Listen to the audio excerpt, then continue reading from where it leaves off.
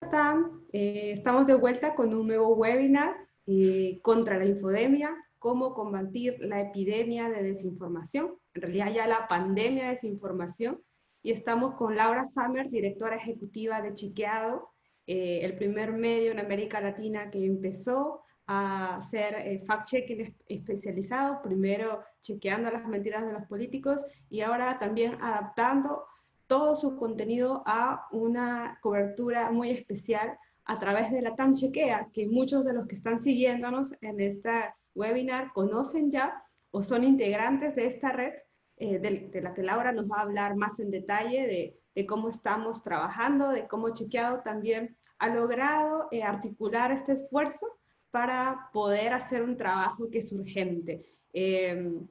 Hablé de la infodemia, esa palabrita que ahora está en nuestro vocabulario, de lo que también Laura nos va a hablar ahora.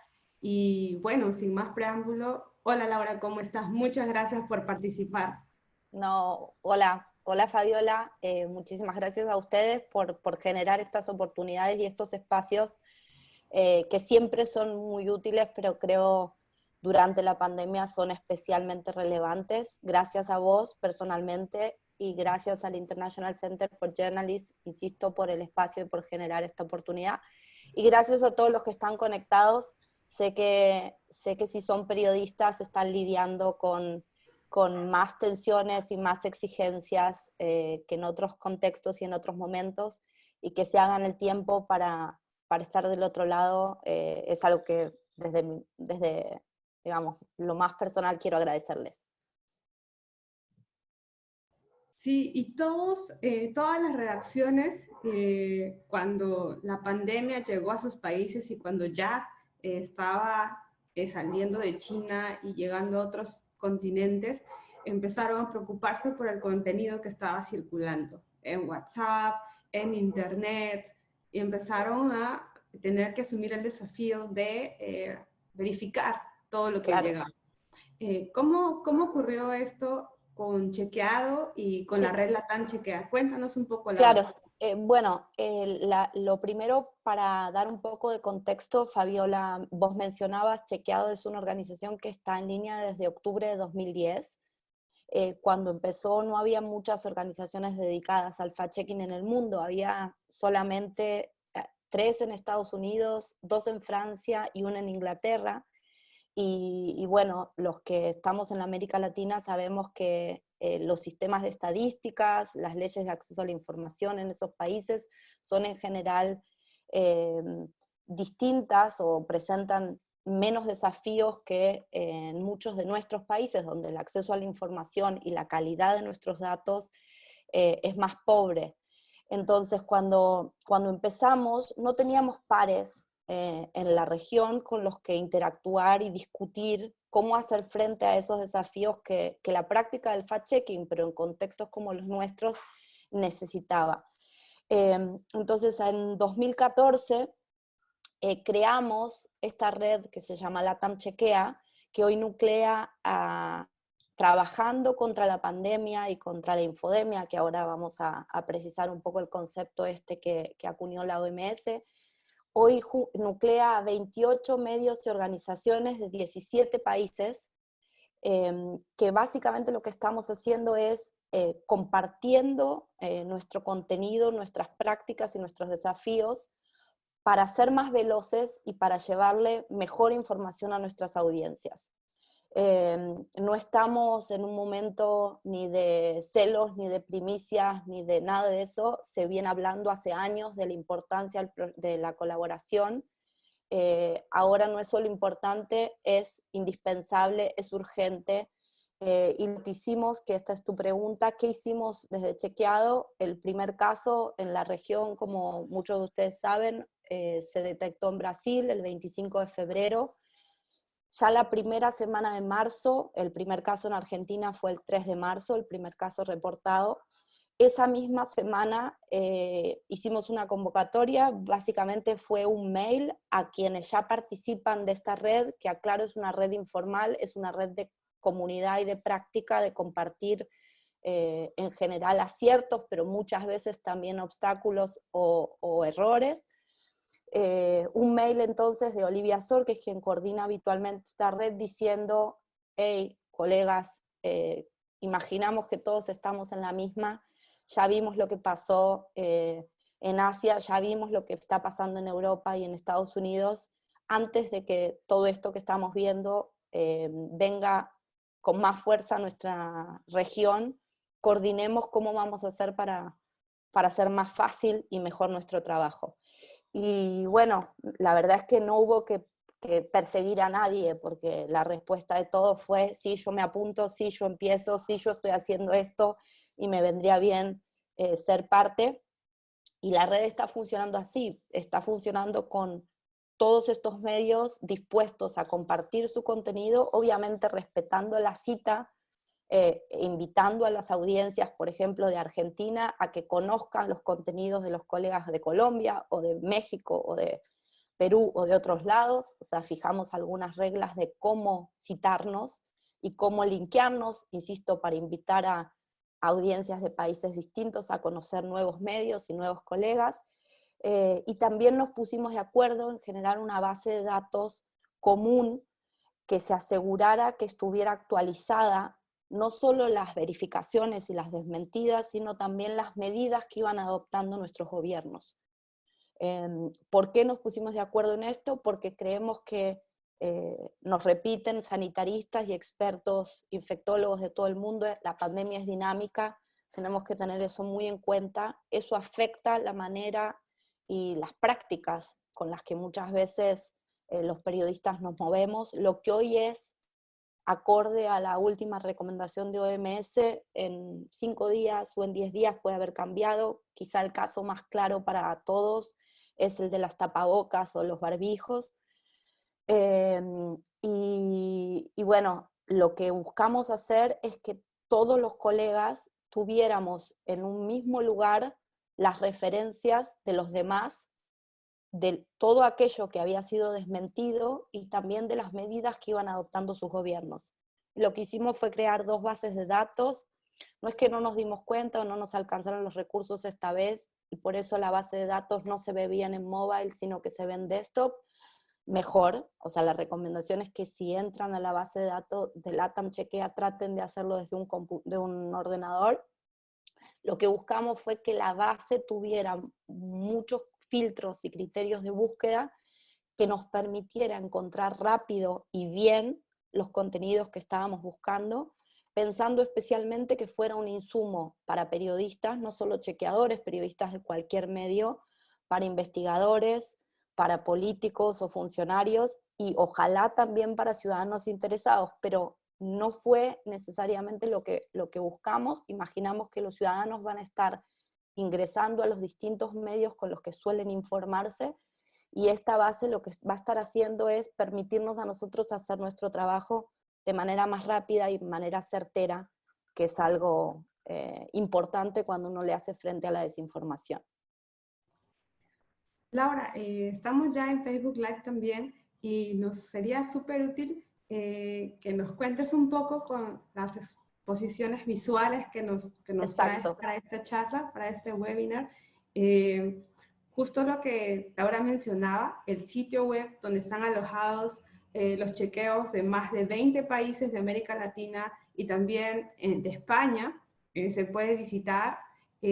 Vamos a poner el link allí a los que todavía no conocen el sitio. Además, en los últimos días se han sumado medios para seguir trabajando en conjunto, y lo que uno puede hacer es compartirle eso a un amigo, un familiar que nos trae muchos, digamos, fakes, o nos trae muchos rumores, porque ahí tiene para entretenerse, pero además para informarse muchísimo todo lo que se ha venido chequeando desde que empezó la pandemia, ¿no? Además, hay que tener en cuenta que los miembros de la red LATAM Chequea también son miembros de la red internacional de chequeadores, y que hace datos Coronavirus Fact. Entonces es una red global muy, muy importante en este momento y muy fuerte. Así que es un recurso que acaba de mencionar Laura, importante para todos los periodistas y para el público que está buscando información, que quiere sentir un poco más de certezas, digamos, pero también quiere acabar y quiere ayudarnos a difundir información y no rumores. ¿Estamos Sí, listos, Laura? esos dos recursos que Fabiola menciona están incluidos en la presentación que voy a compartirles. Listo. Entonces, bueno, vemos tu pantalla, Laura. Entiendo que estamos viendo bien. Voy a pasar la primera parte porque ya la contamos. Ahí está la referencia de cuándo empezó a funcionar Chequeado y cuándo empezó a funcionar LATAM Chequea. Obviamente por esto que les mencionaba, de cómo fue creciendo el movimiento de chequeo en la región. Al inicio no éramos tantas Estamos organizaciones. con algunos problemas técnicos.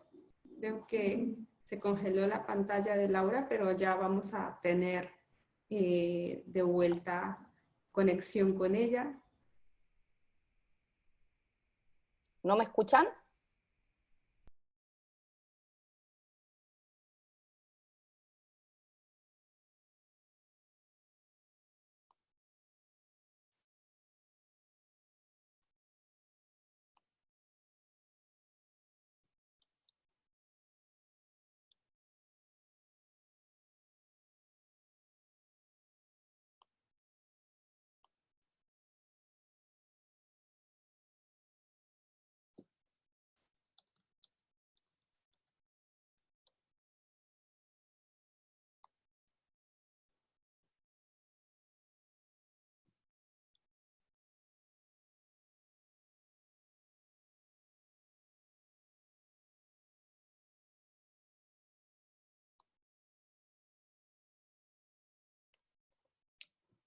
Fabi, ¿vos no me escuchan?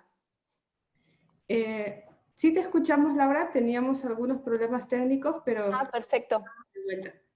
Así que por un momento se congeló la pantalla, todos los que nos siguen, pero ya estamos con los problemas técnicos resueltos y escuchando a Laura Sammer, directora de Chequeado, en este webinar. Por favor, Genial. continúa. Entonces, ¿y la presentación se ve? Sí, vemos tu Ah, pantalla. perfecto. Bueno, entonces decía que ya habíamos hecho la referencia en la región, el movimiento de chequeo fue creciendo con el tiempo. Actualmente, como decía, somos casi 30 organizaciones trabajando juntos de 17 países y como bien mencionaba Fabiola, hay países de Latinoamérica y también está trabajando con nosotros los chequeadores de España y ahora que la base va también a estar en portugués, gracias al trabajo de los chequeadores de Brasil, también van a estar sumados los dos fact-checkers de Portugal.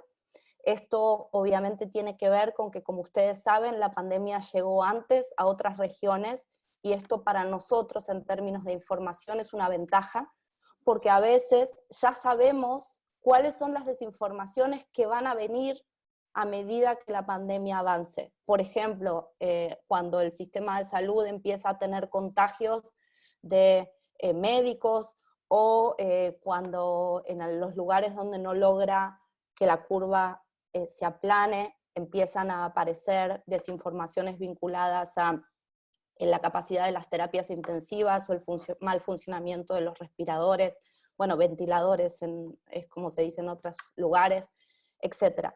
Entonces, tener la referencia de España y Portugal en ese sentido también es bueno y esa es la razón por la que ellos están siendo parte de LATAM Chequea, como también miembros compartiendo sus contenidos. No están incluidos en la base de medidas, ¿sí? Las medidas son exclusivamente las medidas que han adoptado respecto de transporte, escuelas, fronteras, los países de nuestra región. Bueno, Fabiola mencionaba hace un rato que casi todos los periodistas escuchamos en el último mes o en las últimas semanas el término infodemia, que fue este término que la OMS acuñó planteando que no solo era un problema el virus que genera la COVID-19, sino que también era un problema que llamaba a combatir a la infodemia. ¿Por qué? ¿Qué es la infodemia? Bueno, es la práctica de difundir noticias falsas y maliciosas, rumores a veces, sobre la pandemia. ¿Y por qué? Uno dice, ¿por qué la OMS nos llama a combatir esto? Bueno, porque está probado que la desinformación en muchos casos aumenta la angustia, aumenta el miedo de la gente. y que aumente la angustia y que aumente el miedo en un contexto de pandemia, es algo que puede llevarnos a tomar decisiones equivocadas que pongan en riesgo nuestra salud o nuestra vida. Y no es que estoy diciendo esto porque estoy exagerando. La desinformación, cuando se refiere a cuestiones de salud, tiene un posible efecto nocivo mucho más alto que en otros tipos de desinformación. Quizá muchos de ustedes son periodistas que vienen cubriendo temas de política y están muy acostumbrados a la desinformación política de un grupo, un partido acusando al otro de tal o cual cosa, de un hecho de corrupción o de alguna actividad indebida. No estoy diciendo que la desinformación política no sea importante, ni relevante, ni que no haya que combatirla, para nada, tenemos que seguir trabajando en eso, pero sí estoy llamando la atención de que siempre que los chequeadores trabajamos con cómo seleccionamos el contenido que chequeamos, cruzamos la viralización de un contenido con el posible efecto nocivo de ese contenido. Y el posible efecto nocivo cuando pone en riesgo la vida, como en los temas de salud o de radicalización, es lo primero que seleccionamos para tratar. Bueno, la mala noticia es que durante la pandemia casi toda la desinformación puede poner en peligro la salud de alguien. O porque nos sobreconfiemos y entonces no le prestemos la atención a las medidas, o porque entendamos las medidas distinto a lo que el gobierno está señalando, la autoridad sanitaria está señalando. Entonces, esto sobre el concepto de infodemia. Charlando con Fabiola, se nos ocurrió que en estos 40 y pico de días, todos los chequeadores ya chequeamos decenas y cientos de contenidos desinformantes que circularon en la región, que, como ella mencionó, circularon en muchos casos de nuestros grupos de familias, de compañeros, de amigos, en WhatsApp, pero también circularon en redes sociales y también circularon en algunos casos porque fueron reproducidos o por los políticos que nos gobiernan o por medios tradicionales que en muchos casos no están haciendo el trabajo con todas las instancias de chequeo que a uno le gustaría que hagan. Y no vamos a hablar ahora de por qué ocurre eso, y creo que todos tenemos o somos conscientes de los problemas de los medios en cuanto a su sustentabilidad y en cuanto a correr por la urgencia. Yo simplemente me voy a enfocar en llamarles la atención de que la desinformación es un problema que no es exclusivo de los periodistas, sin duda, no es exclusivo de los líderes, sin duda, pero tampoco es solamente un problema de las redes sociales o la gente. Es un problema en el que cada uno de estos actores tienen roles y papeles y responsabilidades para jugar. Entonces, ¿qué quedamos o acordamos con Fabiola? Que les podía resultar útil que yo les comparta de todos los contenidos que vimos en la región y que logramos desmentir. Identificamos 4 tipos o 4 tipologías o 4 categorías, como si fuera 4 cajones o casilleros donde podemos colocar la distinta desinformación que estamos viendo. Y tengan presente acá que no les estoy hablando de Argentina, ni en el caso de Fabiola de Perú, sino de la región completa, y no solo de la región de América Latina, sino que cuando comparamos nuestra base con la base global de la International Fact Checking Network, estas mismas categorías se dan con los chequeadores de Europa, con los chequeadores de Asia y con quienes están haciendo el trabajo en los Estados Unidos. ¿Por qué creemos que les pueden servir a ustedes como periodistas o como comunicadores? Porque sabiendo cuando reciben un contenido que encaja en alguna de estas categorías, quizás estén más advertidos y con más capacidad de no reproducir la desinformación y aumentar el problema. La primera de estas categorías tiene que ver con teorías conspirativas sobre el origen del virus, ¿sí? Y casi todos ustedes deben haber visto algo. Unas referencias a que se creó en un laboratorio en China, o que 2 científicos chinos lo robaron de un laboratorio en Canadá, o una lectura equivocada de una patente que un laboratorio inglés en 2014 registró para otro coronavirus, llevaron a muchos, no solo usuarios de redes sociales, sino medios reputados del mundo, a sostener que el origen del virus no es un origen natural, sino una creación humana. Lo que yo tengo para decirles es que estas teorías hoy no tienen sustento ni base científica. No hay evidencia que respalde que el virus que provoca la COVID-19 haya sido creado por los humanos. Al que le interese más detalle, acá les dejo varios ejemplos. En general hay un ejemplo de algún chequeador de LATAM Chequea y algún ejemplo de chequeado. Este es uno de Animal Político, de nuestros colegas de México. Es falso que una farmacéutica haya creado el coronavirus, eso circuló por México. Acá tienen algunas de las que circularon en Argentina. En estas notas van a encontrar las referencias tanto a un paper de Nature como a otro de The Lancet. El de Lancet incluido una carta que firman científicos, casi 30 científicos de distintos países, donde rechazan la idea de que el virus haya sido creado por humanos.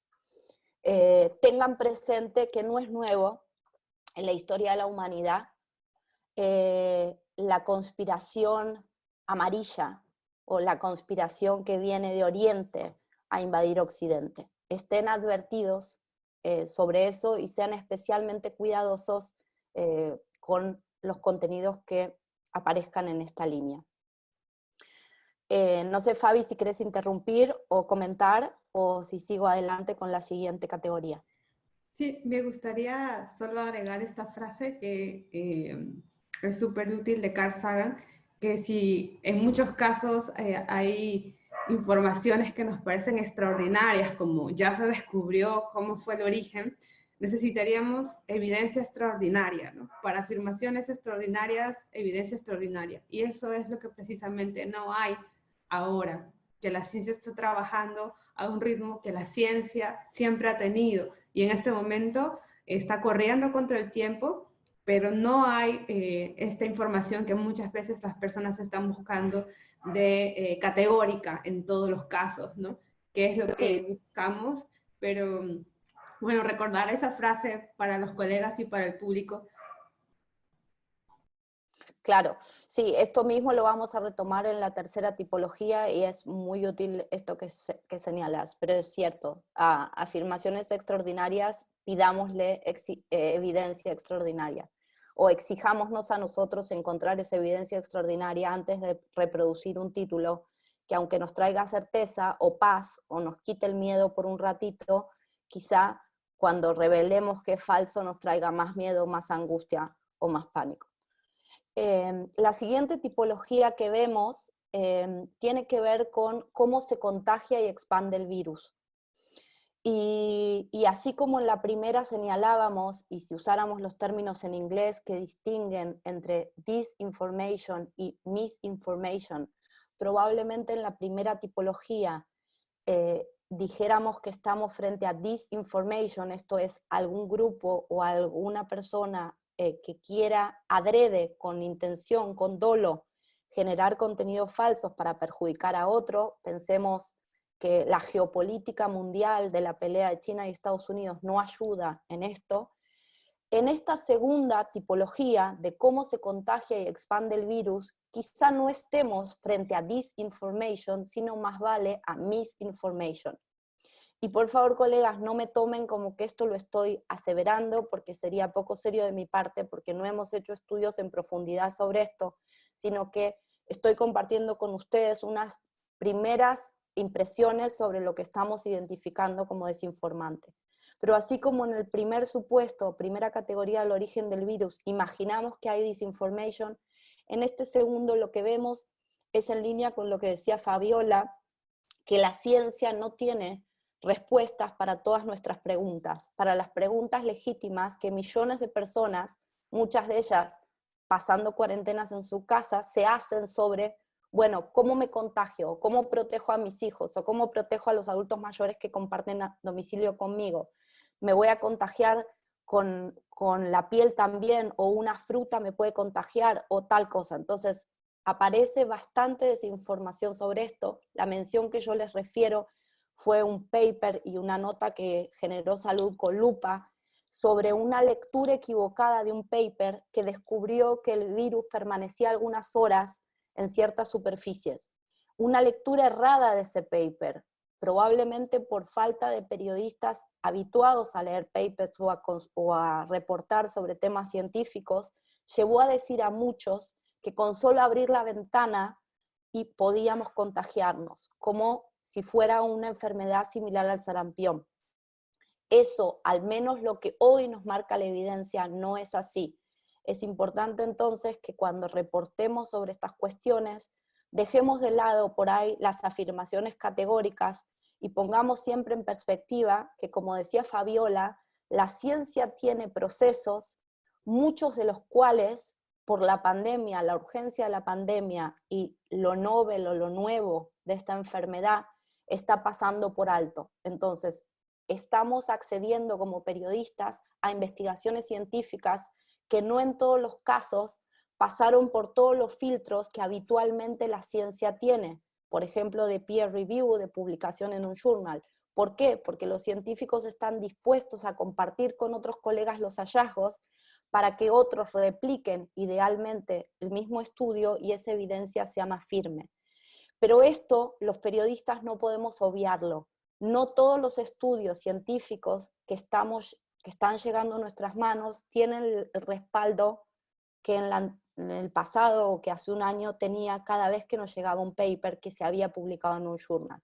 Entonces es importante que tengan en cuenta esto.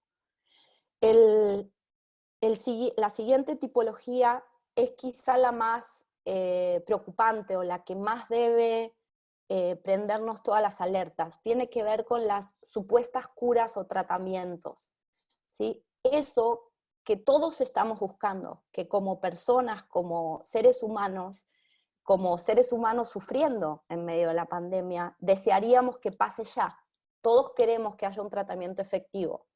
Todos queremos que ese tratamiento efectivo esté listo, que esté listo para todos. O todos queremos o deseamos que la vacuna se haya descubierto y ya esté aplicable para todos. Pero esto no es así hoy. No hay, por el momento, según la OMS, ni tratamiento efectivo, probadamente efectivo, ni vacuna salvadora. Y en cambio, hay muchísimos contenidos que se valen de esta necesidad que estamos teniendo de que la cura o el tratamiento sea descubierto de inmediato. No son ciertas las curas caseras, el limón no mata el virus, el agua caliente con sal tampoco, las dietas alcalinas tampoco, ni el ajo, ni un montón de, diría yo, basura que estuvo circulando. Y tampoco hay, aunque nos gustaría que sea así, una vacuna que ya esté con seguridad trayéndonos la cura. Al que le interese el detalle, las vacunas suelen demorar, o el proceso de aprobación de una vacuna suele demorar años, entre 7 y 8 años. En este caso, las estimaciones son que puede durar entre 12 meses y 18, pero hay 7 etapas que una vacuna tiene que pasar para poder estar en el mercado y ser aplicable. Y por el momento solo hay 3 que todavía están en la fase 2, una en China, 2 en los Estados Unidos. Con lo cual, si se cruzan como periodistas con contenidos que dicen que la vacuna ya está, o va a estar mañana, o va a estar el mes que viene, duden, desconfíen y consulten con los expertos en estos temas para estar seguros de que quizás sea sobreoptimismo del científico que está a cargo, y yo no lo juzgo. Aquel que está trabajando en eso, por ahí confía en que lo va a lograr, pero nosotros como periodistas lo que tenemos que hacer siempre es poner en perspectiva, darle contexto a eso que nos está diciendo la fuente. Entonces no es verdad, como les decía, ni las gárgaras, ni la sal, ni etcétera, ni tampoco es verdad que ya haya una vacuna ni de un suero de Cuba, ni de un argentino que la creó, ni ahora la última que está circulando en la Argentina es una de la Universidad de Oxford. No está todavía esa vacuna disponible, ni va a salvarnos mañana. Acá hay algunos ejemplos de colegas de la silla vacía de Colombia, por ejemplo, o algunos otros. Esto de respirar 10 segundos también circuló bastante al inicio, era un falso como autotesteo de los síntomas. Y acá aparece el ejemplo de lo que yo les decía, una desinformación puede dejar a alguien tranquilo o confiado, y esa persona puede no acudir a llamar al médico o a tener atención médica y así seguir contagiando. Entonces es muy importante que nosotros como periodistas cumplamos este rol con aún más responsabilidad a la que nos exigimos fuera de la pandemia. Acá hay Sí, otros Laura, ejemplos. justo Sí, quería aprovechar ese slide que tienes de la silla vacía, sí, claro. donde ponen a Elkin Patarroyo, que es un científico, sí. El gran problema, el presidente Duque, el presidente de Colombia, lo entrevistó, Sí. y el gran problema es que él no es un experto, y eso también, colegas, no todos los científicos tienen una especialidad para poder responder nuestras preguntas en este momento, porque se trata de un virus, se trata de una pandemia muy particular, y si alguien les dice que es experto en el coronavirus, en COVID-19, no existe. Y lo otro es Duden. que traten de buscar a epidemiólogos, infectólogos de referencia en las universidades, en centros de investigación, y googleelos, porque también tienen conflictos de intereses. Eso es un tema en la ciencia, the dark side of the science, algo así, y traten de evitar eso, ¿no? En Colombia, muchos periodistas de ciencia reaccionaron mal porque el presidente entrevistara a alguien que no tenía la solidez para hablar del tema, ¿no? Y más bien desinformara. Imagínense a qué nivel se llegó de que el presidente no se asesorara bien a quién tomar como referencia de dar una entrevista pública y hablar sobre el tema. Ese Seguro. era mi aporte. Eso es un aporte buenísimo y además da pie a algo que vimos en todos nuestros países, que es mucha de la desinformación que circuló en WhatsApp tuvo que ver con falsos audios o falsas cadenas atribuidas a médicos. A veces médicos que no participaban ni de ese audio ni de esa cadena, pero tenían una matrícula y un nombre que cuando uno lo googleaba aparecía como infectólogo de tal o cual lugar. El uso de nombres de médicos también es algo que tienen que tener presente los periodistas y no fiarse de que eso que se le pone en boca del experto es necesariamente lo que dijo. Eso por un lado. Sí, por otro lado, lo que señala Fabiola de nos encantaría que haya expertos en COVID-19, pero ¿saben qué? Es una enfermedad nueva y no los hay. Entonces, la idea que siempre tenemos los periodistas de que un médico es una fuente buena, en este caso lo tenemos que dejar con cierta duda. Y sepan que en todo caso mi consejo sería que aquel que les da certezas les genere duda, porque no tenemos hoy certeza. Y lo que tenemos que administrar es de la mejor manera posible esta incertidumbre, dándole a nuestras audiencias la mayor certeza que podemos dar sin forzar los hechos. En este sentido, una recomendación que hago para todos es, nosotros hacemos, además de las desmentidas, algunas notas en línea con lo que también hace Salud con Lupa, de que cuando vemos que hay muchos contenidos que refieren a lo mismo, tratamos de hacer un explicador general que ponga en un mismo lugar toda la evidencia que desmiente en líneas generales lo que está circulando, pero también lo que imaginamos va a circular mañana, o la semana que viene, o la otra, ¿no? Y entonces, así como hicimos, esto es lo que se sabe sobre el origen natural del virus, para ir contra las teorías conspirativas del origen, hicimos también alguna de no hay curas, ¿qué sabemos de las curas o los tratamientos que están probados? Ahí aparece lo que les dije de las 3 vacunas que están más avanzadas o en proceso más avanzado, y también aparece un estudio, Salud con Lupa hizo una nota en profundidad de eso, el estudio Solidarity que está haciendo la OMS con más de 70 países participando y que está probando 4 medicamentos, pero en ninguno de los casos por ahora puede decir, este funciona, anda a comprarlo y te vas a salvar. Eso no es así y es muy importante que insistamos nosotros los periodistas en la necesidad de que la gente no se como sobreexcite con los hallazgos, porque los hallazgos todavía no son hallazgos concluyentes.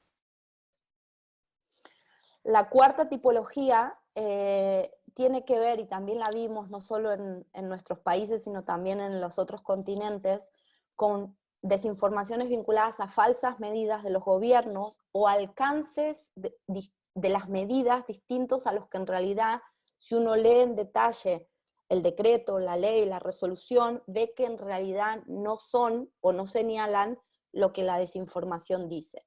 Y ahí seguramente se mezclan dis y misinformation. Habrá líderes opositores queriendo minar la confianza de nuestros gobiernos y entonces aprovechan y le hacen decir a las medidas cosas distintas a los que dicen, pero también tienen que tener en cuenta que en situación de emergencia sanitaria, como por ejemplo tenemos en la Argentina desde hace más de 40 días, la cantidad de normas nuevas que se están dictando es muchísimo más grande que en situaciones no extraordinarias.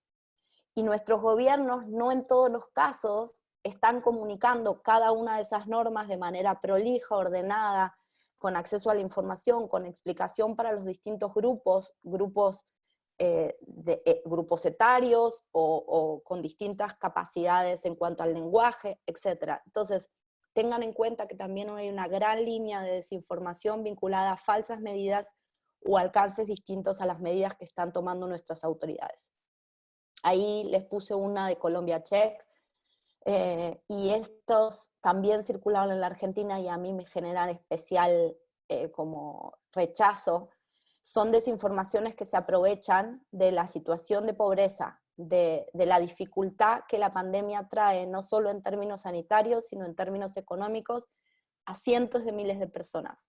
Hay mucha desinformación diciendo que tal gobierno está entregando un bolsón de comida, o tal dinero en tal lugar, o que si haces A y B vas a lograr esto. En algunos casos se probó, al menos en la Argentina, que solo buscaban robar datos de las personas.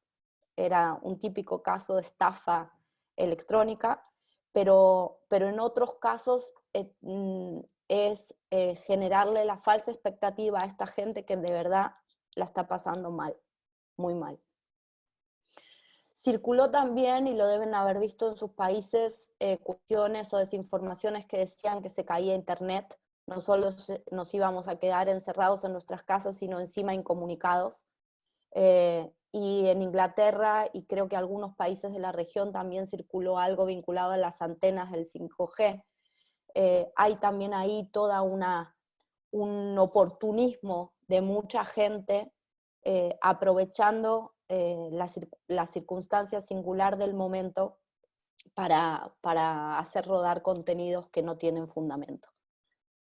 Ahí terminamos con las tipologías. Acá voy a compartirles y sepan qué les queda para todos ustedes. La referencia ya la había hecho Fabiola hace un rato, la International Fact Checking Network, que nuclea, es IFCN por las siglas en inglés, que nuclea a chequeadores que todos los años aceptan pasar por un examen donde un PhD, que los chequeadores no sabemos quién es de algún lugar del mundo, hace un análisis de nuestro trabajo sin que nosotros sepamos ni qué periodo está analizando, ni qué contenido se está analizando, y revisa que estemos cumpliendo con 5 principios del Código de Ética de IFCN, que tienen que ver con transparencia metodológica, transparencia del financiamiento, transparencia del equipo y de los posibles conflictos de interés, política de corrección y tratamiento igualitario a todas las partes. Esto es, que no tratemos al oficialismo distinto de la oposición o al sector público respecto al privado.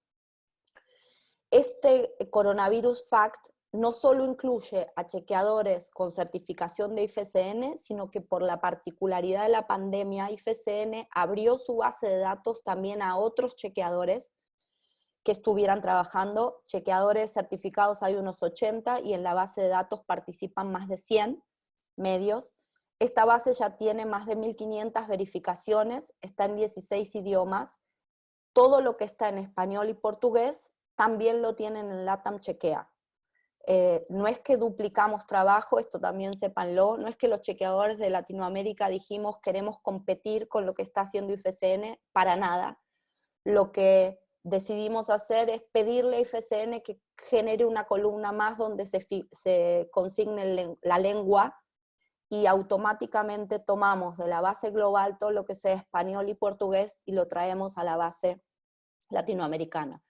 Al que le interese, ahí les dejé el link para entrar a la base se sigue actualizando, ahí tiene unos hashtags que se utilizan en las redes. Tengan nomás en cuenta que por lo que dijimos de que la pandemia es dinámica, y como esta base empezó a construirse en enero de este año, en la red global no todas las verificaciones que encuentren simplemente pueden tomarla y republicarla, porque no hay actualización en la base global. Sí, en la de LATAM Chequea. Si están tomando de LATAM Chequea, tengan preciso que los chequeadores nos aseguramos que cuando actualizamos una nota, eso va a estar reflejado en la base de LATAM Chequea.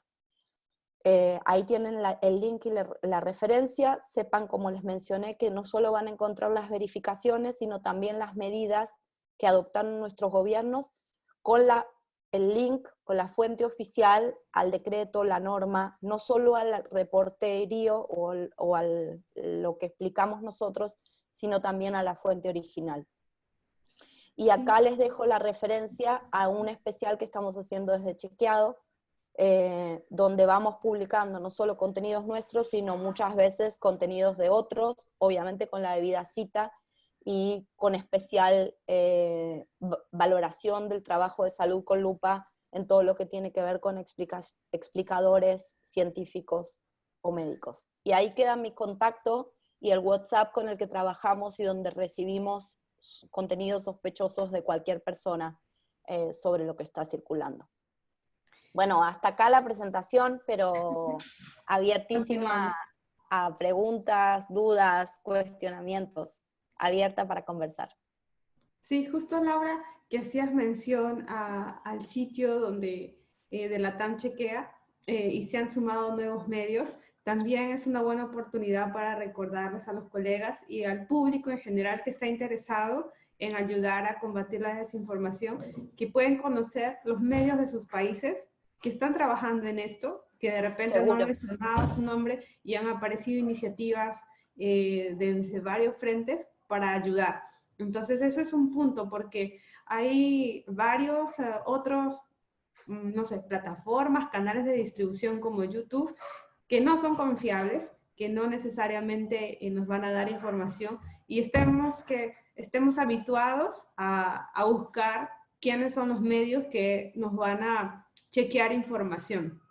Eso es algo sí, y es importante que sepan también que en LATAM Chequea hay medios de, bueno, los países que mencioné, Colombia, los esperables, digamos, en términos de, porque son más grandes, México o con más población, Colombia, Perú, Argentina, pero también participan medios de Cuba, también participan medios de República Dominicana, entonces es importante que a veces hay contenidos que circulan donde tener a los colegas de esos países con la posibilidad de ir a las fuentes o ir al terreno facilita muchísimo nuestra capacidad de poder chequear.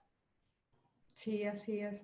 Y una ventaja que ha mencionado Laura es que tenemos ahora posibilidad de ver qué se chequeó en un país que quizás con algunos días de, no sé, anticipación estuvo circulando en algún país y llega al nuestro. Entonces ya tenemos un primer chequeo de lo que se estuvo hablando y se desmintió o se confirmó. La mayoría de cosas son desmentidos. Obviamente estamos trabajando en los desmentidos, en esos rumores que traen mayor pánico, mayor miedo a la gente en temas de salud. Laura, y cuéntanos un poco en este contexto el desafío que ha sido para en general los periodistas y para el equipo de chequeado poder organizarse, hacer el chequeo desde el teletrabajo, ¿no? Porque estábamos acostumbrados a hacer nuestro trabajo habitual de chequeadores, muchas veces pues en las condiciones de ir a lugares, entrevistar y todo, y ahora cómo ha cambiado un poco nuestro trabajo de chequeadores en las condiciones que tenemos. Sí, bueno, ese es un desafío, entiendo, que enfrentamos todos los periodistas, además de los chequeadores, digamos, esto de el no ir al terreno afecta seguro. En el caso de los chequeadores, no digo que no nos afecte, pero en general piensen que cuando trabajamos desde el fact-checking, no suponemos que la gente nos cree. Estamos invitando a la gente a que desconfíe, incluso que desconfíe o que chequee lo que nosotros aseguramos. Entonces, en general, trabajamos con lo que llamamos, o sea, en el periodismo se llama on the record y no off the record, y fuentes abiertas o links a la fuente original. O sea, siempre si vamos a referir a un paper, va a estar el link al paper completo y no exclusivamente a lo que nosotros resumimos de ese paper o de ese punto. Entonces es importante ahí que tengamos presente que se afectaron las condiciones por esto de, bueno, no tenemos al colega al lado al que le podamos pedir cosas o le podamos sugerir, bueno, dado que no estás pudiendo resolver esto, anda, toca la puerta y consulta tal o cual, pero sí cada vez más los periodistas necesitamos tener habilidades para encontrar mejor información disponible, que a veces no es que no esté publicada, sino que nuestros gobiernos prefieren que no la encontremos. Y entonces a veces está publicada, pero o en formatos cerrados o sin un resumen de qué contiene esa tabla o ese gráfico. Entonces es interesante ahí. Hubo un trabajo que hizo, que se difundió la semana pasada, que, de la organización CLIP, que hizo un análisis de cuál es el estado o qué están informando y qué no nuestros gobiernos. Al que le interese, también puede mirarlo ahí y señala en algunos países hacer el trabajo de periodista está siendo bastante más dificultoso que en otros contextos, pero eso no es algo que se esté dando de manera igual en todos los países, sino que hay bastante diversidad, ¿sí? No sé si después quieren, le linkeamos la nota, es una Les nota ponemos, que la dieron varios medios, incluye a medios de 13 países distintos. sí, es un panorama muy actual de cómo se han cerrado puertas de acceso a información que dificulta el trabajo de chequeo, porque una de las recomendaciones que difunde Chequeado y la red Latam Chequea es que en este caso tratemos de hacer caso a las recomendaciones de las autoridades sanitarias, la fuente Exacto. oficial. Es bueno contrastarla, pero ellos son la fuente oficial y en este momento hay que acatar las medidas sanitarias dispuestas en nuestros países. Ya tenemos preguntas del público, Laura. Nos preguntan, ¿qué recomiendas al abordar la información que viene de los preprints? Me imagino que está hablando Marielba Núñez de los papers que son como Sí, preliminares, ¿no? claro, bueno, un poco creo que hice la referencia, hay una nota que republicamos en Chequeado de The Conversation, que plantea cuáles son las dificultades que la ciencia atraviesa trabajando en pandemia con estos plazos y estos tiempos y estos como procesos que no son sus procesos habituales. La recomendación que le daría es explicitarle a la audiencia que es un preprint, explicándole qué no tuvo o qué tiene de diferente con un paper de aquellos que tuvo referato, que tuvo peer review, que tuvo análisis. ¿Para qué? Obviamente para que la gente sepa que esa conclusión o ese resultado tiene menos evidencia o menos valor en términos de calidad científica que, que otros, digamos, que otros por ahí estudios científicos, y seamos todo lo precisos y cuidadosos posibles en la manera en la que titulamos y lo presentamos. Porque es cierto que es un estudio científico, pero habitualmente cuando hablamos de estudios científicos, la ciencia antes pasó un montón de pasos que nosotros sabemos ahora que no está pasando, no está cumpliendo. Entonces, ser muy transparentes respecto de eso, creo que es lo que deberíamos hacer con la audiencia. Hay hay una pregunta que hizo Santiago que me gustaría contestar porque creo que es algo que a todos los chequeadores nos pasa, que es que a veces nos acusan de oficialistas y a veces nos acusan de opositores. Santiago Costabel dice, ¿por qué en Argentina mucha gente acusa a Chequeado.com de kirchnerista? En el último tiempo, pero puedo, Santiago, con vos compartir cuando nos acusan de macristas acérrimos, que son el gobierno de la oposición. En el último tiempo, como dice Fabiola, durante la pandemia nosotros estamos planteando que la fuente más autorizada, sobre todo en lo que tiene que ver con alertas, recomendaciones y protocolos, es la OMS a nivel global y el Ministerio de Salud Nacional, que es la autoridad que está a cargo de las medidas sanitarias en la pandemia. Obviamente, una lectura sesgada de eso que nosotros sostenemos nos deja como si nosotros estuviéramos celebrando y diciendo bravo, bravo el gobierno. Nosotros no estamos diciendo nunca, y no ese es el trabajo de un chequeador, que está bien lo que está haciendo. Lo que le planteamos a la audiencia o a la gente es, miren, si van a compartir un contenido con una alerta de ACA o ACB, en pandemia, el único o la única autoridad con capacidad de, por ejemplo, cambiar la definición de qué se considera un caso sospechoso para que la persona pueda testearse, la única autoridad válida hoy es el Ministerio de Salud. Entonces hay gente que obviamente hace una lectura interesada de eso que nosotros recomendamos, que insisto, lo recomendamos porque estamos seguros que hoy es la autoridad que tiene más evidencia sobre la pandemia. Entonces, si centralizan, la Argentina es un país federal, hay 24 provincias con 24 ministros y autoridades sanitarias, el único que tiene el panorama completo es el Ministerio Nacional. Entonces, esa es una de las razones por las que nos acusan de kirchneristas. Si querés después, Santiago, quedamos en contacto y te paso algunas, mismo de la semana pasada, donde nos acusan de lo contrario. Sí, Pero eso es, está pasando perdón, en muchos países, perdón que ahí también entre un comentario. eh, y en este caso, el trabajo de los periodistas está en dos frentes, en informarles y también en una agenda investigativa que no se ha exacto. dejado de lado. Pero en este momento las personas necesitan saber lo esencial para protegerse. Y eso implica por seguir los protocolos.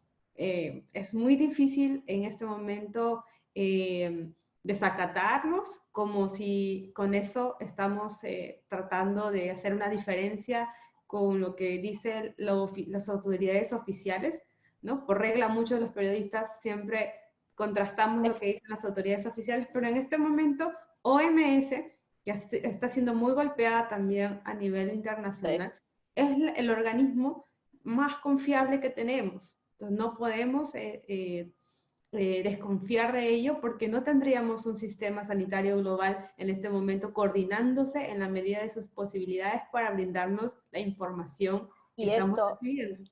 y creo que en eso, digo, adhiriendo 100% a lo que dice Fabiola, no quiere decir en ningún caso que los chequeadores estemos diciendo no habrá un montón de cuestiones para investigar, o incluso si fuéramos capaces ir investigando. En la Argentina hubo algunas referencias a sobreprecios en compras de insumos, y sé que lo mismo pasó en España, y eso pasó a nivel nacional y a nivel local en algunos distritos.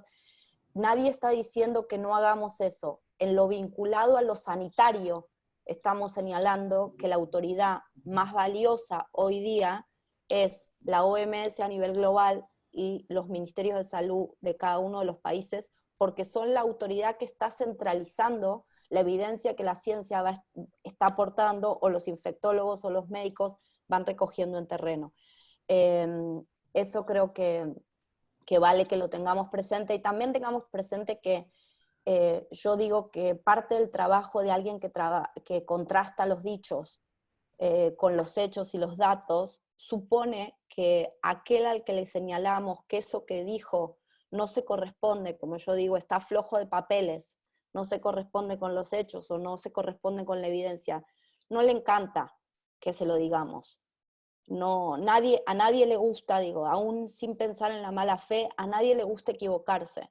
Entonces, que se critique a los chequeadores, aunque no sea algo que debiéramos naturalizar, es algo relativamente esperable. En general lo que yo señalo ahí es, si nos critican más o menos equilibradamente según el momento, según el reporteo de esa semana, de un lado y del otro, entonces estamos haciendo probablemente bien nuestro trabajo. Laura, nos han llegado varias preguntas, como ves, para ir Dale. respondiéndolas, nos quedan algunos minutos. Bueno, también nos consultan que amplíes la definición e impacto entre misinformation y disinformation. Claro, sí. Eh, a Bueno, ver, es así, todos o muchos de ustedes saben que coloquialmente a la desinformación se la llama fake news, ¿no? Y los chequeadores en el mundo aprovechamos todas las charlas que tenemos para insistir en que por qué nosotros no hablamos o tratamos de no hablar de fake news. Yo voy a ser muy breve porque sé que estamos con poquito tiempo. No le decimos fake news primero porque la traducción de fake news, que es noticia falsa, ya le paga más precio del que tiene. Si el contenido es un invento que hizo alguien en unos segundos, eso no merece ser llamado noticia, porque una noticia es un hecho singular o extraordinario que merece ser contado. Si es un invento, no es noticia. Entonces, uno, le estamos como subiendo el precio del que vale si le llamamos fake news. Segundo, líderes usan ese término, líderes de derecha, líderes de izquierda, usan el término fake news para referirse a los medios que no le gustan o que los critican. Así Trump dice que New York Times es fake news, o Cristina Kirchner en mi país dice que Clarín es fake news. Entonces, líderes se apropiaron del término y en algún sentido lo dejaron sin el contenido necesario. Tercero, le decimos desinformación en español y no fake news porque sabemos, y ahí en general nos basamos en una tipología de la organización First Draft, que trabaja en lo que llama el estudio o el análisis del desorden del ecosistema informativo. First Draft dice, hay 7 tipos distintos de desinformación, no es solamente el contenido fabricado de una punta a la otra, no es solamente películas de malos o espías generando contenidos en Estados Unidos o en Rusia o en China, sino que muchas veces lo que pasa con la desinformación es que alguien sin querer reprodujo algo que tiene un poco de verdad y un poco de mentira, o algo de humor se publicó en un medio como columna de humor político y alguien sacó un párrafo y lo compartió en redes sin aclarar ese contrato de lectura. Entonces, conclusión de eso, la desinformación es más compleja que simplemente un contenido inventado, y nuestra experiencia indica que la desinformación más efectiva, la que llega más lejos, la que logra viralizar más, en general es más sofisticada que un invento de punta a punta. tenemos La más diferencia, preguntas y vamos a perdón, tomar más tiempo para poder responderlas, así que tranquila Laura, nos siguen llegando preguntas, entonces vamos a extender unos minutos más el webinar para responderlas. Así perfecto. que Entonces decía, en español le usamos el término desinformación para tratar de suplir fake news que nos quede incompleto o no sirve por las razones que les mencioné. En inglés, en cambio, hay una diferenciación, y eso es lo que me preguntaban, entre dis y misinformation. No se focaliza esa diferenciación en el tipo de contenido, sino en si hubo intención o no hubo intención en el actor que hizo o puso a rodar ese contenido. Entonces, en inglés referimos a disinformation cuando hay intención de desinformar con la producción o la puesta en circulación de un contenido. Sé que eso que estoy diciendo no es como lo estoy diciendo y sin embargo continúo, ¿sí? Es como si en disinformation estuviera incluida la malicia, el dolo, la vocación de engañar. En misinformation no aparece ese componente. Muchos de nosotros, a todos, me imagino, nos ha pasado, alguna vez compartimos un contenido que nos llegó, que probablemente coincidía con nuestros sesgos o nuestros prejuicios, que nos emocionó, nos provocó ira, nos provocó bronca, nos provocó, no sé, empatía, y lo compartimos y después advertimos que era falso. y no necesariamente nosotros con esa acción buscamos adrede desinformar. Mucha gente cuando se le pregunta en investigaciones por qué compartió ese contenido si no le constaba que era así, y esto es especialmente importante en pandemia, contesta, comparto por las dudas, compartí por las dudas.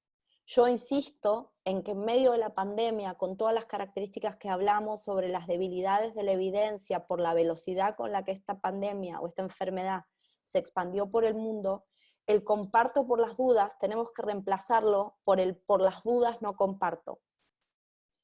Y llamar a la gente a compartir otras cosas, que la gente comparta sus emociones, que comparta sus temores, que comparta ideas, pero que no necesariamente se sienta en la necesidad de compartir contenido informativo. Eso dejémoselo a los expertos, a los sanitaristas, a los infectólogos, que bastante lidian con la baja calidad de la evidencia disponible frente a esta enfermedad nueva. Entonces, esa es sobre todo la diferenciación. Dis y misinformation tiene que ver con la intención. Los chequeadores no nos enfocamos en la intención de quien genera el contenido o de quien comparte el contenido, sino en poner blanco sobre negro cuando se puede, para que cualquiera pueda saber si lo que se está diciendo está basado o no en los hechos y los mejores datos disponibles. El periodismo de investigación, en el que muchos de los fact-checkers de la región también participan, no es que solo hacemos fact-checking muchos de nosotros, sí va más allá, buscando si hay grupos organizados compartiendo determinada información, cuando un contenido a la vez lo comparten 100 cuentas, 1000 cuentas, etcétera, si uno puede identificar que le pagó tal o cual persona o tal o cual empresa, todo eso tiene que ver con como lo que no se ve de la desinformación, que en general no tiene a sus autores transparentados. Lo que acabas de decir, Laura, está relacionada con la pregunta de Cristian. Nos pregunta cuál es la autoridad o similar que controla o investiga a las diferentes organizaciones de salud. Pues bueno, hay auditorías que en cada uno de los países se tienen que hacer del trabajo de nuestras autoridades. El mismo periodismo de investigación, pero si refieres a nivel de OMS, ha quedado clarísimo los papeles que ha cumplido la OMS en distintas pandemias y también han habido muchos errores. Creo que por ahí va esa pregunta. ¿Cómo lo ves tú, Laura? ¿Qué agregas a esto que comenta y pregunta Cristian? Sí, creo que es para como periodistas no sentirnos haciendo algo distinto a lo que fuimos llamados a hacer. Claramente está bien que los periodistas desconfiemos, está bien que los periodistas queramos investigar, y no es que los chequeadores estamos diciendo que eso no vale, simplemente estamos llamando a los colegas a que trabajen como en dos tiempos, que quizá los chequeadores estamos más acostumbrados a eso. Por un lado tenemos lo urgente o lo necesario en el minuto a minuto, que es si está empezando a circular un contenido y tenemos la capacidad de desmentirlo, eso tenemos que hacerlo en lo inmediato. Y después trabajar y no abandonar quiénes están generando esto regularmente. En el tema de lo sanitario, cuáles son las organizaciones que lo controlan, acá les comparto, y si quieren después súbanlo en los contenidos, en el caso de las vacunas, ahí está explicado todos los pasos que tiene que cumplir. En cada país, además de que un grupo de científicos hiciera el de hallazgo, lo probara, porque tiene que probarlo no solo en laboratorio, sino que tiene que probarlo en humanos, tiene que ser representativa la muestra de las distintas patologías que tenemos las personas. Después cada uno de los países tiene que aprobarlo según sus reglas. Entonces, la respuesta es, cada país tiene, además de lo que exista a nivel de la ciencia o a nivel global, cada país tiene su autoridad sanitaria y la autoridad sanitaria tiene distintos protocolos para distintos tipos de medicamentos. O sea, los tratamientos de medicina es una cosa, las vacunas son otras, las vacunas que se colocan como vacuna obligatoria son otras. O sea, no me animo a contestarte porque probablemente si te contesto y hago una generalización voy a estar contestándote equivocadamente. Pero pero sí, depende en qué país estés, revisa cuáles son las reglas que funcionan en tu país respecto a aprobación. No creas que no lo existen, digamos. En ese mismo sentido va la pregunta de Mario Hernández acerca de la situación de México. Y creo que con lo de México, pues hay varios países donde los gobernantes han tenido un discurso algo más que contradictorio con sus propias autoridades sanitarias. Y él dice cómo chequear eso para saber con certeza quién tiene razón, porque hay poca información equilibrada y también hay muchos datos que ellos quieren saber, los periodistas necesitamos saber para informar y no están disponibles. Sí, yo sé eso y reconozco la complejidad de nuestra región en ese sentido. Sé que los colegas en México y también los colegas en Brasil se enfrentan a todos los desafíos que yo mencioné y además a los desafíos de tener líderes que no necesariamente, ni siquiera desde la palabra, están planteando a la evidencia como fruto de sus decisiones. Y entonces claramente en esos países una de nuestras tareas como periodistas, sea periodistas o sea chequeadores, es marcar, lo que más rápido se me ocurre es, en esos casos trabajaría quizá con fuentes de otros países para contrastar también lo que dicen las autoridades de tu país, porque claramente, según cómo funcionen las áreas de control, si no tienen esas áreas de control, y en nuestros países eso suele pasar, suficiente autonomía respecto de la autoridad política, puede ser que esas áreas de control no estén trabajando o no estén difundiendo, no es que no estén trabajando todo el contenido tal cual lo van revelando, descubriendo. Entonces, bueno, sí, los colegas de México y los colegas de Brasil, válganse un poco más, si les resulta, de las decisiones que estén tomando algunos otros países en situación similar, digamos. No, seguro no es algo, seguro no es algo fácil y a toda la complejidad y los desafíos que presenté hace un rato se suma eso. También los colegas de los Estados Unidos están en una situación similar, ¿no? Y creo que es nuestra tarea marcar eso. Nos pregunta César Tinic, ¿por qué las plataformas de redes sociales y de mensajería no regulan mensajes con información incorrecta? ¿Qué sabe, qué sabes, Laura, tú de eso y cómo está intentándose desde las plataformas de tecnología hacer eso? Bueno, la primera cosa que les digo, y ahí yo tengo un sombrero de periodista, pero también soy abogada y trabajo el tema de derecho a la información y libertad de expresión desde hace muchos años y enseño eso en la universidad.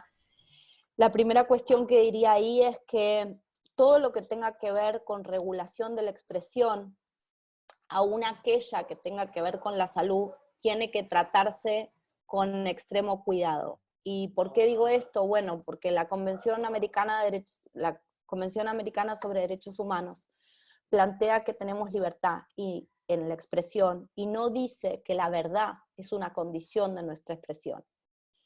Y al no decirlo, cualquier acción, sea de un gobierno o sea de una plataforma, que restringiera el contenido, quiere decir lo sacara de circulación, es en principio una acción que uno debe mirarla sin olvidarse este derecho humano que no podemos perder y no podemos pasar por alto ni aún en pandemia. Entonces, un primer paraguas es, ojo, que yo entiendo, y a mí también me pasa cuando veo alguna de las basuras que les mencioné, que digo, ¿cómo puede ser que esto circule y además circula muchísimo más que nuestra desmentida?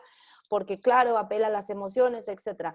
Bueno, ojo, porque quizá a veces pedimos o reclamamos soluciones que terminan siendo peores que el mismo problema. Entonces, ¿qué están haciendo? ¿Qué sé yo que están haciendo las plataformas? Que en esto no es necesariamente lo que yo sé, todo lo que están haciendo. Es lo que hasta donde yo sé, es WhatsApp lanzó unos chatbots, tanto con OMS como con distintas, con IFCN, con la organización de chequeo, para tener como referencia, para que la gente pueda adherirse para ir recibiendo información.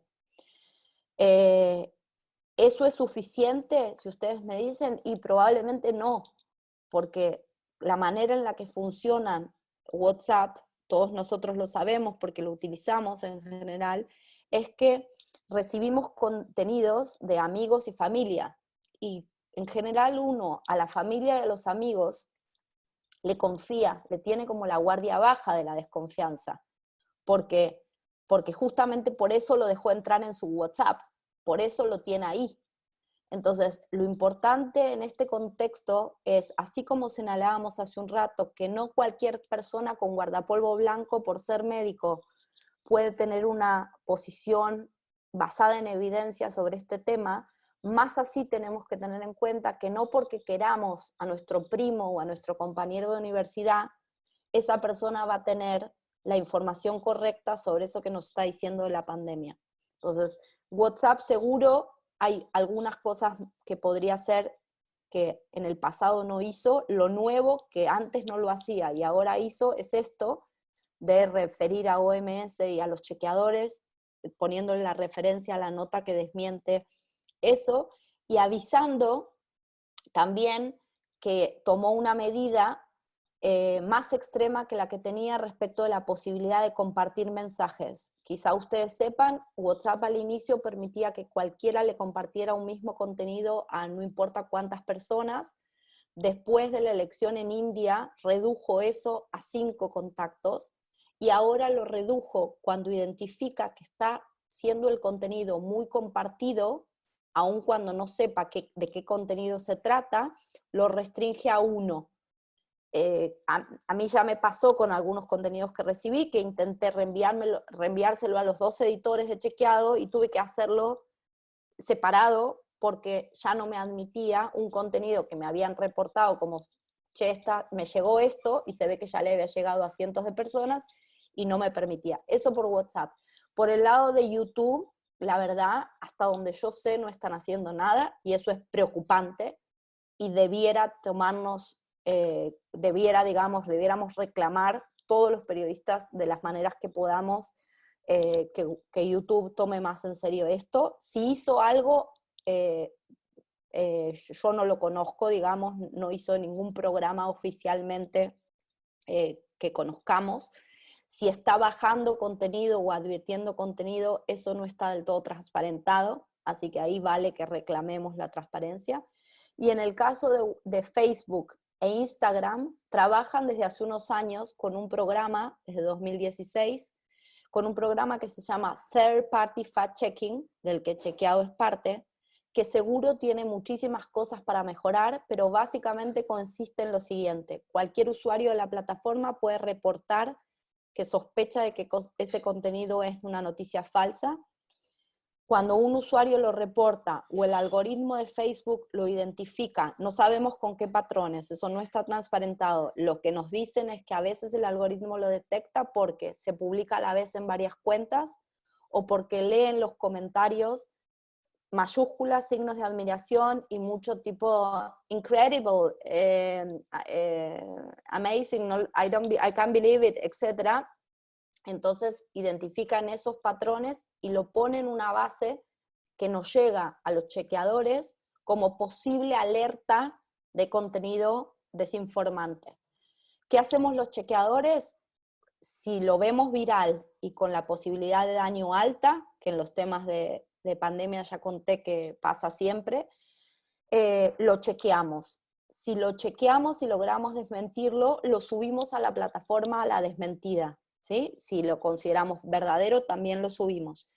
¿Y qué hace Facebook con eso? Independientemente de lo que hagamos los chequeadores, Facebook dice que hace 3 cosas. 1, le informa a sus usuarios. Cualquiera que lo likeó o fuera a compartir el contenido, recibe una nota como nota relacionada, diciendo: este contenido ha sido verificado por un tercero, por un fact-checker independiente, y le ponen el link a nuestra nota. La siguiente cosa que dice Facebook que hace es que reduce la visibilidad de ese contenido. No lo baja, pero dice y admite que reduce su visibilidad. si me preguntan a mí cuánto la reduce, cómo elige que lo reduce, tengo que decirles, lo preguntamos infinidad de veces desde chequeado y desde otros chequeadores y no necesariamente lo sabemos. Eso no está claro. Es parte de lo que no es transparente y tenemos que reclamar transparencia. Y lo tercero que dice que hace es que cuando un mismo medio o portal o cuenta pública, estamos hablando solo de perfiles públicos, tiene reiteradamente identificaciones de falsedades por parte de los chequeadores, no le permite monetizar. Si me preguntan a mí, yo no sé si esas faltas son 5, 10, 100 o 25. Eso tampoco está claro. Yo como chequeador tampoco quiero saberlo. Yo no quiero que mi trabajo suponga que si yo ya chequeé 24 veces a un medio y lo chequeo 25, no lo van a monetizar. Yo quiero seguir haciendo mi trabajo de chequeador y que en todo caso la plataforma transparente cómo toma esas decisiones de qué hace con el chequeo. Pero hasta acá es lo que yo sé. Seguro hay muchísimas otras cosas que podrían hacerse en la línea de más educación y más trabajo en, bueno, estuvimos en este mes y pico trabajando bastante. Cuando un conocido, por ejemplo, nos comparte un contenido falso, ¿cómo hacemos para decírselo sin que se enoje? Hay un montón de gente que nos dice, no, yo me terminé peleando con mi tío, con mi primo, no sé qué, porque la segunda vez que le dije que eso era falso.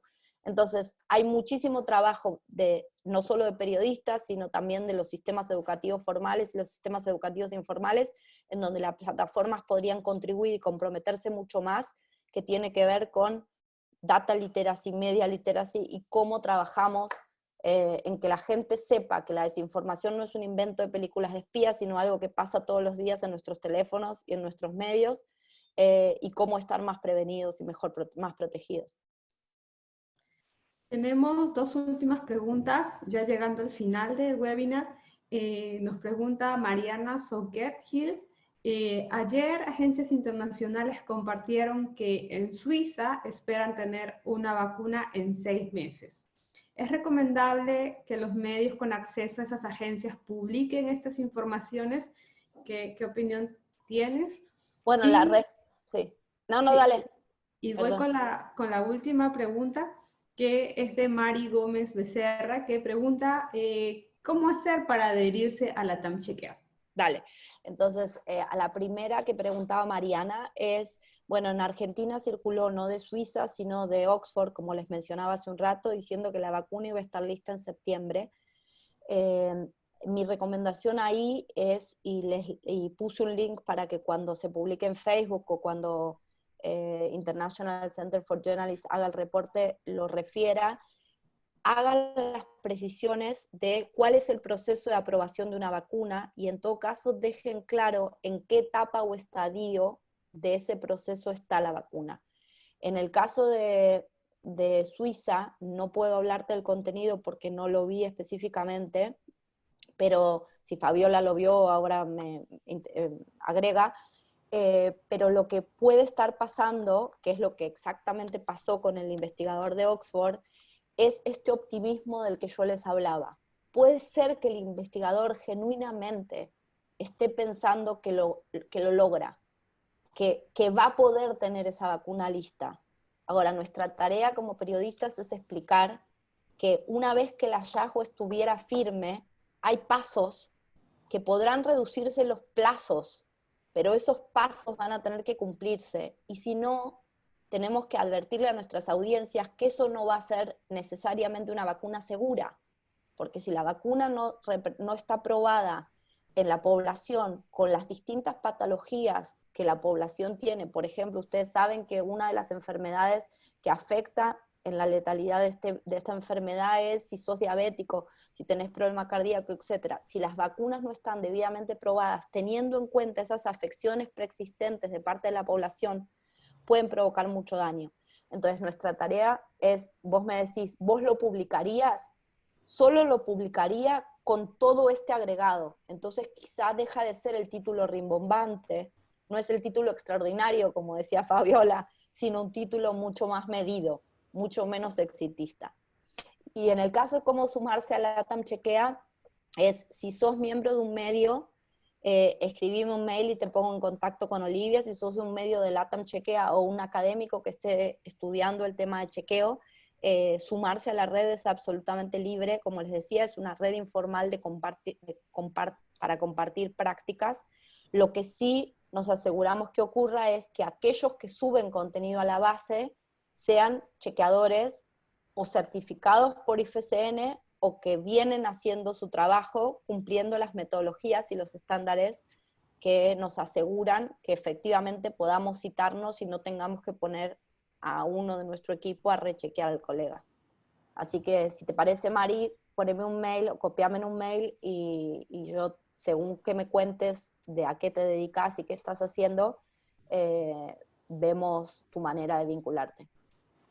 Sí, y para todos los que nos han preguntado sobre el tema de fuentes y el tema de qué es recomendable, les aviso que en el centro y en el forum están algunos otros videos y hemos tocado en otros webinars acerca de la calidad de la evidencia. Y es así como una pirámide donde está en la punta los estudios o revisiones sistemáticas, le dicen los científicos, de lo que ya, digamos, fue chequeado por muchos científicos y que llega a una conclusión. Entonces, si alguien tiene una duda, puede ver qué tipo de estudio es y el panelista Gabriel Rada, quien nos dio esa charla, también nos dio algunos apoyos visuales que les pueden servir muchísimo, sobre todo en este momento que no todos los que están dedicándose a hacer fact-checking de salud son periodistas especializados en el tema. Esto nos va a ayudar muchísimo a todos. Bueno, y con esto, sé que algunos tienen, bueno, saludos y algunas otras preguntas. Laura está generosamente quedándose con nosotros unos minutos más. Así que, Laura, adelante, antes de dar la despedida a este webinar súper útil, por favor, continúa. No, bueno, no más que supieran que de lo que les referí, por ejemplo, sobre esto, les compartí la nota que les decía de The Conversation, que plantea los problemas que surgen cuando la ciencia se acelera. Entonces ahí, esto que Fabiola les decía, cuáles para que los periodistas que no cubrimos habitualmente temas de ciencia de salud sepamos cada vez que nos llega un hallazgo científico, preguntarle a quien nos lo envía, bueno, esto es un paper, es un preprint, ¿qué significa un preprint? ¿Qué significa un paper ya publicado en un journal? Etcétera. Y lo mismo les compartí la de la vacuna, que creo les puede servir, y lo de las curas, para que tengan en cuenta cuál es el estado actual de qué hay de tratamientos, esto que les refería, qué se está probando, qué no se está probando, porque si les llegan contenidos de ese tipo, nada, es muy importante que le pongan contexto. Sí, contexto, explicaciones, como vieron en las notas que está siendo chequeado, que también estamos haciendo desde Salud con Lupa, eh, que ayudan mucho a responder cosas que parecieran que suponemos que la gente entiende, pero no, y es un buen momento para explicar en detalle todos esos aspectos, tanto de salud, de ciencia o curiosidades que ayudan muchísimo a que la gente entienda. Bueno, ya estamos llegando al final de la charla, ahora sí. Quiero también invitar a los participantes a llenar esta encuesta que ICFJ tiene para todos ustedes, porque su feedback, su retroalimentación nos ayuda a seguir programando más webinars, más temas en los idiomas que tenemos aquí en el forum. Y bueno, nuevamente agradecer a Laura Summer su presencia en el forum, su generoso apoyo para darnos todos estos consejos, esas experiencias y compartir lo que ella sabe y lo que ha venido haciendo desde Chequeado y con la red Latam Chequea y todos los chequeadores que seguramente ya la conocen y han visto desde hace varios años el trabajo que hace. Así que mil gracias, Laura. Estamos nuevamente en contacto seguramente. Al contrario, muchísimas gracias a ustedes y bueno, a todos los que no nos conocíamos, sigamos la conversación por las distintas vías que les parezca y súper abierta a seguir compartiendo no solo los hallazgos que fuimos descubriendo, sino también las dudas y los desafíos que se nos van presentando. Bueno, eso es todo y nos volvemos a ver en la próxima actividad con todos. Gracias. Gracias.